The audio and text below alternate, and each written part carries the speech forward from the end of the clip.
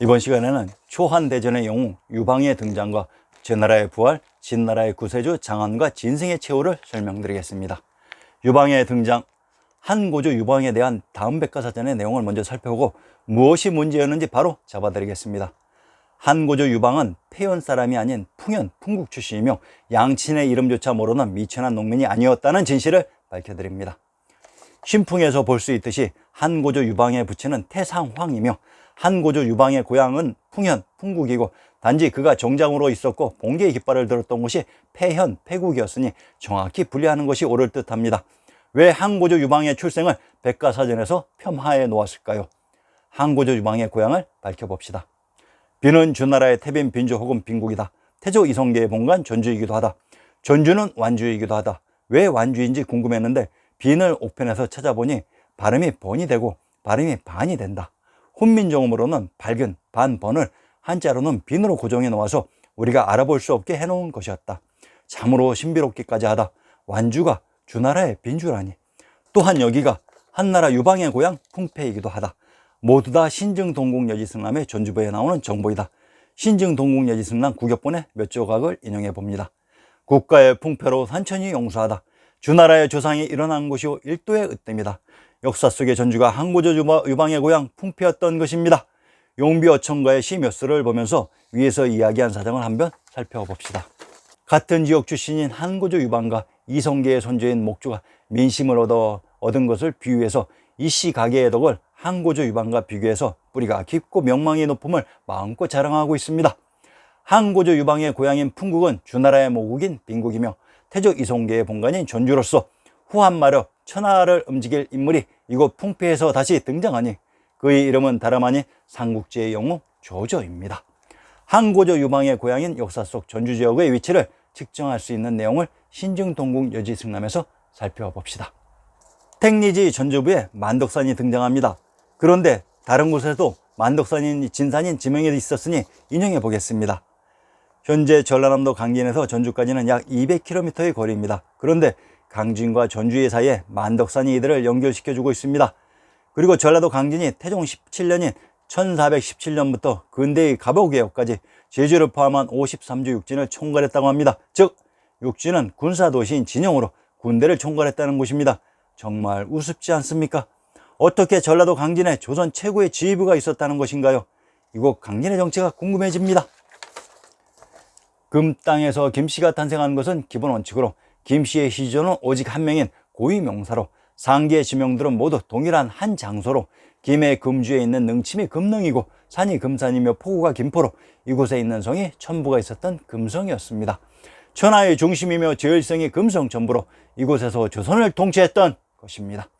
유방의 고향이 풍패라고 했는데 그런데 나도 풍패입니다 라고 하는 지역이 있습니다. 함경도 함흥의 노정을 인용해 보자. 함양, 함흥, 함안은 동일한 지명을 다르게 표시하는 방식으로 함흥을 또한 풍패라고 합니다. 경상도 함양의 군명을 호주라고 합니다. 호주란 호시가 유출된 김해로 결국 유방의 고향 풍패, 전주, 함흥, 함양, 강진, 김해, 청주는 동일한 또는 유사한 위치의 지역들이었던 것입니다. 그래서 전주와 강진에 만덕산이 중복되었던 것입니다. 강진에 있었던 백년사, 부처의 궁전이 바로 천하의 중심 금성천부였던 것입니다. 이곳에 조선 정치의 중심이 있었습니다. 자, 그러면 강진과 관련된 재미있는 글을 인용해 봅시다. 강진을 탐나인 제주의 탐진이라고도 합니다. 그러면 강진에서 제주로 출항했던 항해 일지를 인용해 봅시다. 택리지가 이상하지 않은가? 아니면 현재의 한반도의 지형도가 이상하지 않은가? 본토와 제주 사이에 풍파에 떠밀리거나 빠진 일이 없다고 합니다. 그러면 본토와 제주가 아주 가깝게 있었다는 얘기입니다. 제주를 찾았던 김상헌이 시 한 편을 남겼습니다. 김상헌은 제주를 영주라고 합니다. 전라도 고부의 군명을 영주라고 합니다.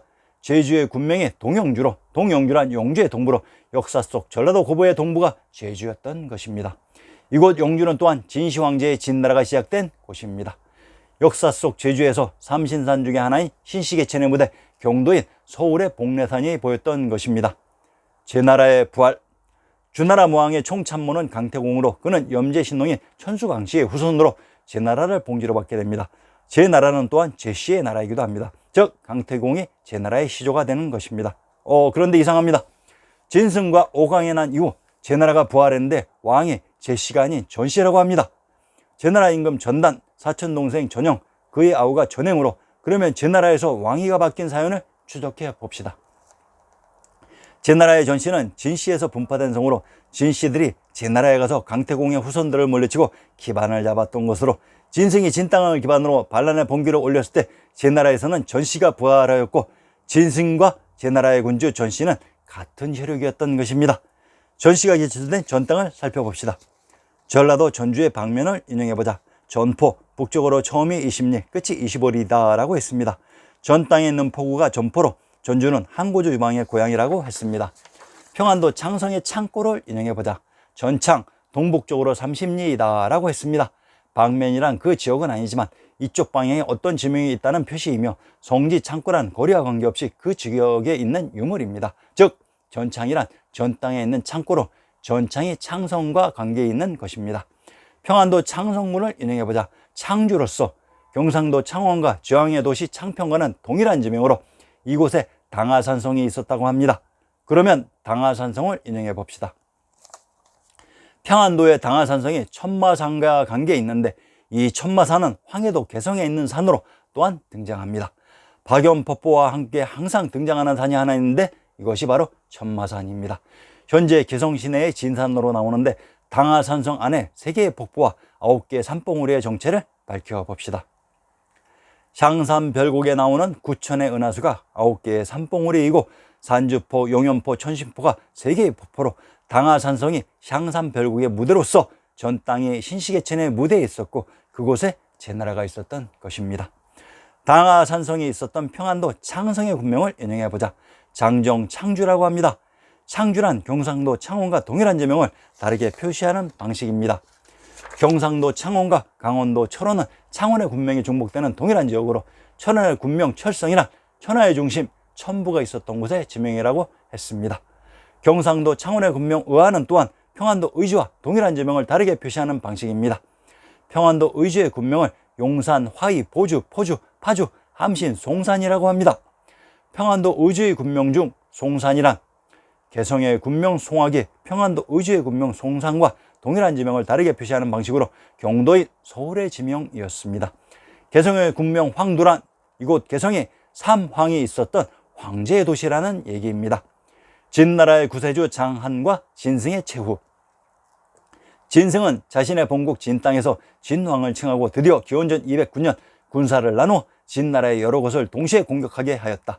주력군은 주문에게 맡겨 안수 너머의 진나라의 본토인 함양, 북경과 화성을 공략하게 하였고, 오광은 고향의 형양, 무신, 소소, 장이, 진현은 조나라 지역, 주불은 위나라의 전주, 등종은 초나라의 국왕, 송유는 남양. 전쟁을 경험하지 못한 진 2세 황제 호에는 처음 진승과 오광의 난이 발생하자 당황하였지만, 반란이 진압되고 있다는 호의 보고에 방심하고 있다가 주문이 이끄는 대군이 제왕의 도시 북경 화성의 코앞까지 다다르자 사태의 심각성을 깨달은 2세 황제가 조정회의를 열기에 이른다. 이때 소부 벼슬을 지낸 장한이 진언하기를, 지금은 적의 주력군이 북경 화성의 코앞에 이르러 각 지역에 있는 지원군을 받을 수 없고, 또한 지원을 요청할 수도 없는 급박한 상황입니다. 그래서 묘안을 이기하고자 하오니, 현재 진나라에는 죄를 지어 형을 받은 수십만의 죄수가 있으며, 이들이 아방군과 황릉공사 및 각종 부역에 투입되어 있으며, 현재는 사정이 급해 정규군을 모을 수가 없으니 이들을 모두 사면해 주어 진압군을 조직하면 급한 불을 끌 수 있을 것이니 윤화하여 주시옵소서 하니, 2세 황제는 장한의 권위를 받아들여 장한을 대장으로 진압군을 편성하니 진군과 반란군의 전면전이 드디어 시작되었던 것이다. 장한은 주나라의 개국공신 강태공의 후손으로, 장씨는 강씨에서 분파된 성씨입니다. 장한이 이끄는 진군은 보급로가 멀고 행군에 지쳐있던 주문이 이끄는 장초군과 맞서 싸우니, 장초군은 대피해서 후퇴했고, 주문은 조나라의 조양으로 후퇴했으나 장한이 추격해와 다시 이곳에서 패전했고, 삼천인 민지로 후퇴하여 진지를 갖추었으나 장한이 또한 추격해와 포기된 상태에서 주문은 자결하였으며, 주문이 이끌었던 장초군은 해산되었던 것이다. 형량을 포위하던 장초군의 장수 중 전장은 이 패배를 듣고 서로 모의해 무능하고 교만해졌다고 이유를 들어 상관 오강을 암살하고 그 지휘권을 빼앗아 자신들이 직접 장한과 맞서 싸우기로 했다. 이에 오강을 속여 죽이고 그 머리를 장한에게 보내니, 장한은 전장을 영웅과 상장으로 삼았다.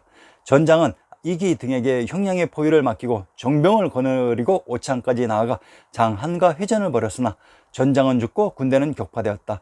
장한은 더 나아가 형량으로 진격해 형량을 포위한 장초군마저 격파하고 이기 등은 죽었다. 장한은 겹에 주둔한 장초의 장수 등려를 별동대를 보내 무찌르고 자신은 허에 주둔한 장초의 장수 오설을 무찔렀다. 등렬과 오설은 모두 진승에게 달아났고 진승은 등렬을 죽였다. 장한은 마침내 장초의 서울 진까지 이르러 장초와 싸웠고 상주 국방군 최사가 전사했다. 장한은 진 서쪽에 주둔한 장하와 맞서 싸웠고 진승은 성을 나와 장하를 성원했으나 장하도 전사했다. 마침내 진현을 빼앗긴 진승은 달아나던 중에 어자 강가에서 죽었고 장가는 진나라에 투양했다. 진승과 오광에 봉기한 지 반년 만에 살해당하고 장초의 반란군은 무너졌지만 이들이 혁명의 불씨를 밝혀 전국에 널리 퍼져나가 각 지역의 봉기를 촉진시킨 결과 진나라는 멸망하게 되었던 것이다. 항우와 유방도 진승과 오광의 난이 없었으면 등장하지 못했을 것이다. 상계 지명 중 조양은 제후국 조나라 편에서, 삼천은 주나라 유황편에서, 형량은 고향의 다른 지명으로 천하의 중심 천부가 있었던 곳이라고 했습니다. 진나라의 구세주 장한의 등장으로 서서히 사라져가던 진나라의 운명이 기사회생했고 파죽지세의 진승과 오광의 난은 꺼져버렸으나 이는 다시 불타오를 항우와 유방 등장의 전주곡이었던 것입니다. 다음 회에서는 항량과 유방의 사람들, 천하라 왕실의 복원, 승상 이사의 죽음을 밝혀드리겠습니다.